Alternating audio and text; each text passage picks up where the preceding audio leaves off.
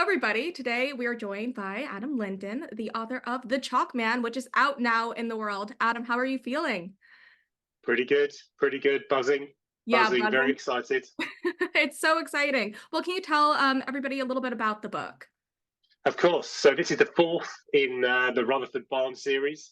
In this book, Barnes his personal life stabilizes a little bit, but it's very much up against the clock, almost race against time, live action thriller, which is a little bit of a departure from the previous books, Mhm. and it's pretty relentless. The action's fairly non-stop. And it gets really up close and personal in this book with Barnes. Just as things are going better for him domestically, career-wise, it's just chaos and roller coaster ride after roller coaster ride. So there's lots going on. Some new characters that I'm really pleased with, particularly 7-year-old Maggie. There's quite a lot of the book is seen through her eyes, her point of view, and I really enjoyed writing those chapters. They just seem to just fly off the page onto the page. Whether I'm connecting with my inner 7-year-old, I don't know, but I really enjoyed that. So lots going on. Quite a lot of it is sort of based in real events. There was a very mysterious chemical cloud over Berlin Gap near Beachy Head in 2017. Never got to the bottom of that, and that forms the inspiration for one of the events at the very beginning of the book. So lots going on, and plenty to read about. Yeah, I was going to ask, the plot is wild. Like there's so many different avenues that you take with this. So how'd you come up with that plot beyond getting inspired by actual events? Well, I read my reviews. I listen to feedback. There's always learning, and I wanted something to happen really quickly in the first couple of pages, and then just sideswipe you with something from left field that perhaps you didn't see coming. And it's you're going down one path, and then something happens in the middle of Eastbourne Town Centre, and then you're going in another direction completely. And then something else happens, Mhm. which you think can't possibly be connected, and then it does. And the challenge with that, I think, was you open up all these different doors, Mhm. and then you've got to bring it all back on track and make it all tie up in the end. And that was tough, but loads of fun. Yeah, that's incredible. Like, I remember working on The Devil's Chimney, and that was book one in the series. So, what are the similarities and differences between writing book one and now book four? Oh, huge! I think. I mean, well, it seems like a lifetime ago now, but I wrote Devil's Chimney. The first iteration of Devil's Chimney was 2006, and Mhm. it's kind of been developing and germinating ever since then, while trying to get published. And of course, back then I was a very different person. I was much younger, very much younger in service. Mhm. And I think you see that over the course of the series. I couldn't write that book now. I'm probably a bit too long in the tooth. I was Yeah. 22, 23, I think then. Mhm. And so now, naturally, Barnes's evolution has kind of mirrored my own in terms of age and career and young family and things like that. So that's shaped where I've got to. And I think because Devil's Chimney was 20 years odd in the making, but then the subsequent three books have happened very quickly. Yes. Barnes has jumped through, loads of hoops in his career and his personal life to get to where he is. Yeah, it's incredible, like character development and storyline progression. So, you are a serving police officer. So, how do you manage your day job with your writing career? Because it's been so successful, but a lot of authors and aspiring authors out there, they find it difficult to tackle, the two jobs. So, how do you do it? I wish there was a straight answer to that. It's really hard, um, and there's lots of bursts of fairly frenetic, intense activity where I'll just shut myself away, book a week off, and then just hit it. I Mhm. did some of that with the Chalk Man. I think that probably shows. And then because over the summer period last year, I was really busy with the day job, which meant that I couldn't really devote a lot of time to the Chalk Man until the autumn. Mhm. But I think you've got to take every single pocket. You've got to write on your phone, do some notes while the kettle's boiling, while you're waiting to pick up the kids. 5 minutes here is better than nothing, and Mhm. just over time, if you can keep that discipline, it layers up over time, and before you know it, you've got a product. No, But it's definitely. hard. It is difficult from my own experience, writing my 4 novels, like, ever since getting my day job at Joffy, it was all about writing after work because, it's 9 to 5 job, writing on weekends, cramming in those edits and trying to do the best job possible. And you know what? I think that you succeeded perfectly at that because the novels that you've written are just absolutely spectacular and the readers adore them. So, what's next for you? Do you have anything in the works? Yes, I do. I do. In fact, Barnes 5, which is at the moment called Seven Sisters, is well, it's due for delivery at the end of the month. So I'm head down, working at pace to finish that and get that back into Joffy. Mhm. So my hope is we'll see something pretty soon in terms of a 5th book in the series. This is there's more of the same. There's more of an Eastbourne setting. There's more characters. There'll be new characters, obviously, but we're going to go back in time with this one as well. There's going to be a big chunk where we go back to the teen years of a couple of major characters, Mhm. and we'll follow through how events that happened to them, kind of early '90s, Mhm. impact on today, and it's going to be pretty explosive. Oh, I'm so excited about that. So your novels, like they are very atmospheric as well, where they take place. So how much did the atmosphere of where they're set inspire kind of the events of the story? Hugely, hugely. I think. I mean, if you go to Beachy Head or you go to Eastbourne Promenade at low tide when the sun's setting, you just look at it. It's wild. It's Mhm. wild. And there's a section of promenade where it stops at Holywell, and then beyond that, there's just rocks, and you can get cut off by the tide if you're not careful. And if you keep walking, you end up at Beachy Head, Yeah. and it's pretty hazardous terrain, and it's just you go from civilization to wild in half a second, and that just naturally falls onto the page. I think I really like the work of James Lee Burke, who's a famous American detective novelist, Mhm. and his turn of phrase with descriptive prose, I think, is just second to none. It's fantastic, and it just sticks with you when you read it. So I'm inspired a lot by his work.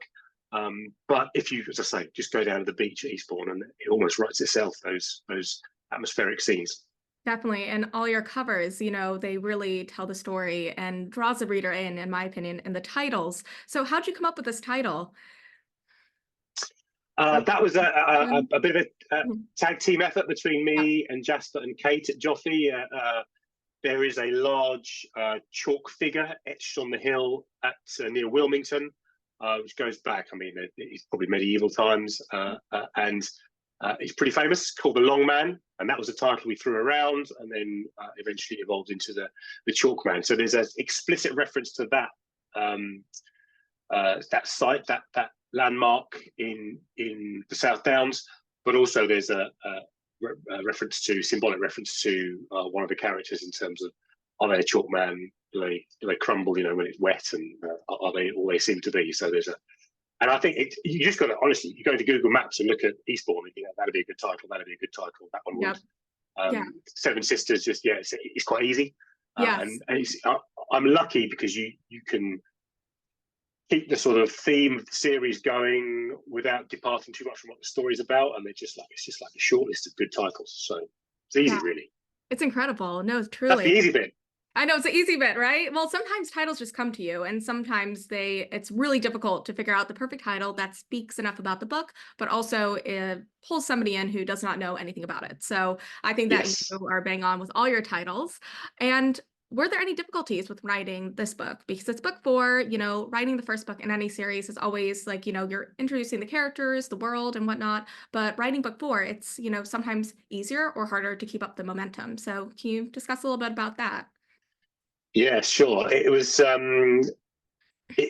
tough insofar as you got to make each book has got to be read as a standalone.